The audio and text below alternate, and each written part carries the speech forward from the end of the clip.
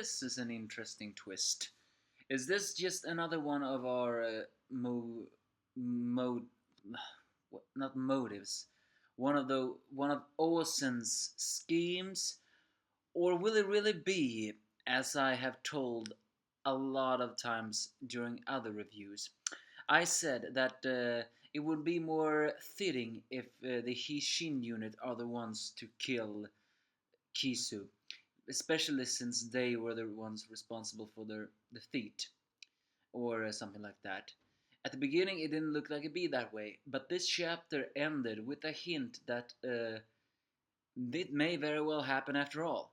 Question is that gonna be true? Yes, I am talking about Kingdom, and this is chapter 526, and I am the Angry Anime Fan, the Despair Reviewer. But what I just told you was the ending of the chapter. Spoiler alert.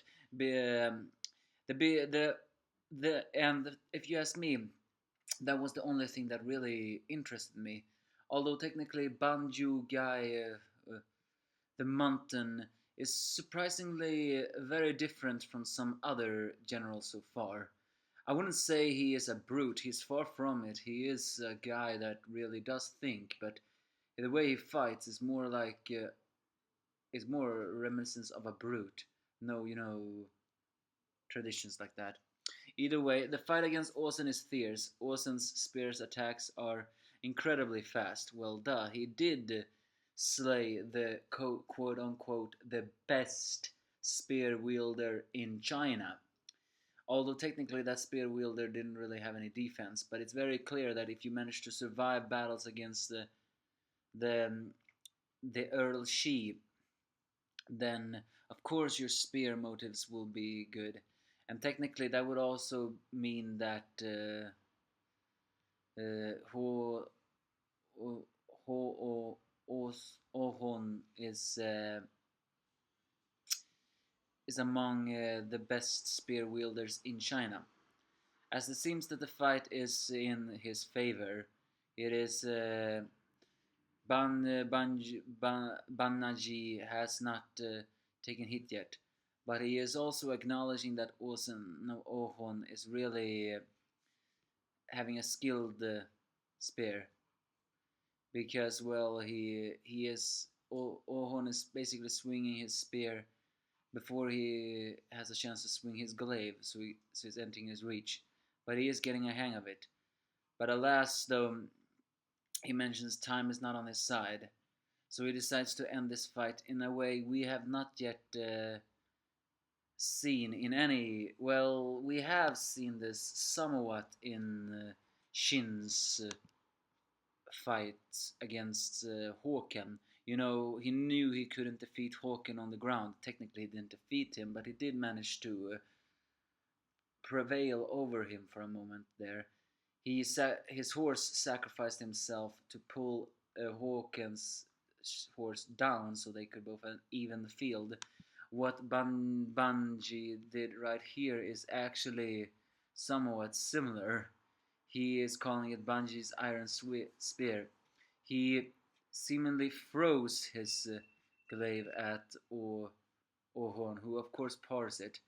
But that's just it. By throwing the glaive, he blinds his vision for Banjai's real attack, which is basically to launch himself forward, grabbing Owen's hand and throw him on the ground, and then to crack his skull with one powerful punch. Of course, Ohorn managed to evade that, but it's worth noting that the punch Banjai did cracked the ground underneath them. And I have to say, that is impressive. Not that he cracked the ground with one punch. That is also impressive, by the way. But it's also because he basically has said, screw rules and the horseback. Let's just do this the old-fashioned way. That's what I'm saying. This general is smart, but the way he fights is almost reminiscent of a barbarian. But I guess he could understand why he was somewhat called a brute in his place. And I have to say, it's pretty interesting the way he fought. I mean, not even Ohorn saw this coming, although he did manage to evade that attack. Banjai claims that numerous times when he has fought leaders, He has always prevailed over them just because of this Iron Hammer technique. Basically saying that even if his opponent is skilled fighter, using this technique he throws them off guard and then just crushes their skull with his superhuman strength. But then, as Sabi throws back his glaive as the vessel of Oz and Akon appears, and their glaives um, clash for one attempt, showing that as their glaives tremble at each other's impact, it's clear that they are acknowledging each other as strong fighters. However, Banjaya is saying that they need to leave now. Of course, Akon's saying that is impossible, but Banjaya proves them wrong. As finally the next vessel mm, of the generals is using his reinforcements to overwhelm the Shin, as Banji makes a point saying that while Shin China's forces have a great amount, it's worth noting that they cannot overcommit the resources they need to. This cannot just be a war of brute strength alone, and they still have many dangerous Zhao commanders. So at that time is and that commander acknowledges that he that Banjaji understood that. Of course, Gakue is also making a comeback, which I don't like, but hey, he will be killed. There's no denying it. But then, so the general of that Sao army, I forgot his name, or maybe it was the Shugaru. Either way, he is saying that he will attack once the enemy has been weakened. And so we get to the part that I actually liked. As Shin has been summoned by Osen, of course, Shin being Shin demands to know uh, is it finally time for us to start? I mean, Shin is the type of guy that will actually scream at the general, hey, let me have some piece of the action. After all, you need this kind of piece of the action if you want to become famous. So Osen just coldly says to him to pick out 800 of his cavalry, and among them it must be the fastest rider of them people, and set out immediately. So where are they gonna attack? Well, they're going to attack the left, where the Gakuyu unit is, because Shin's mission is to bring Osen, the head of the Zhao Commander Kisu. As I said before, that was the real thing I liked in the chapter. Well, Banjai's Iron Hammer, that was also pretty unexpected, but fun and amazing too. But finally, Shin is going to enter the fight. It was about damn time. The question is though, will he really kill Kisu? I mean, I'm not saying that he will have a change of heart given what kind of person Kisu is. As Shin has said numerous times, he may pity with a person and he may consider that they are not a bad person.